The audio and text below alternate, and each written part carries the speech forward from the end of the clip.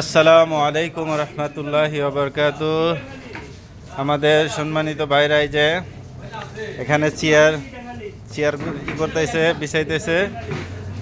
আগামীকাল ঈদুল ফিতরের নামাজ শেষে কিছু নাস্তার ব্যবস্থা আছে, তার জন্য এখানে চেয়ার টেবিল সাজানো হইতেছে। এই যে আমাদের সম্মানিত ভাই, ওইখানে আরও পরিষ্কার পরিচ্ছন্ন করা হইতেছে। যারা কোটনা আইনের আশেপাশে আছেন, সকাল 8:30টায় আমাদের ঈদুল ফিতরের নামাজ শুরু হবে।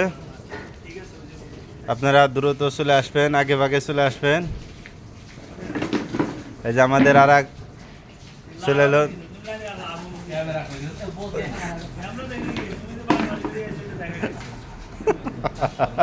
কাজ করলো বলে একজন খায়া দেয়, যে কাজ করলো।